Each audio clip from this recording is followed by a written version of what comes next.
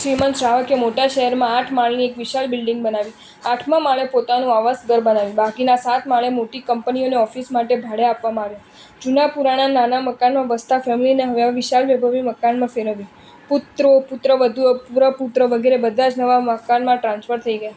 પરંતુ પોતાની ધર્મપત્નીએ આ મકાનમાં આવવા માટે સાફ ઇનકાર કરી દીધો. માતા વિના નવા મકાનમાં પરિવારને સુખચેન નથી. સાવ સૂનું સૂનું લાગી રહ્યું છે. ઘરના તમામ સભ્યો ભેગા મળીને માતાને તેડી લાવવા જૂના મકાને ગયા. પુત્રોએ પગે પડીને વિનંતી કરી કે માં, આપ નવા મકાનમાં પધારો. તમારા વિના અમારા સૌનો જીવ અદ્ધર છે. ખાવું પીવું ધૂળ થઈ ગયું છે. ઊંઘ હરામ થઈ ગઈ છે. માતાએ કહ્યું કે જાઓ, તમારા પિતાજીને કહેજો કે રહેવા માટે 1 માળનું મકાન બસ હતું. આ 8 માળનું બિલ્ડિંગ બાંધીને કેટલીય ઘોર હિંસા કરી. આ હિંસાની અનુમોદનાનું પાપ હું માથે લેવા તૈયાર નથી. તેમ છતાં પણ તમારે મને ત્યાં લઈ જવી હોય તો મકાનના 9મા માળની વિરાટ અગાસીમાં જો દેવાધિદેવનું ગૃહ મંદિર તમારો પિતાજી બંધાવી આપે તો હું ત્યાં રહેવા જરૂર આવીશ.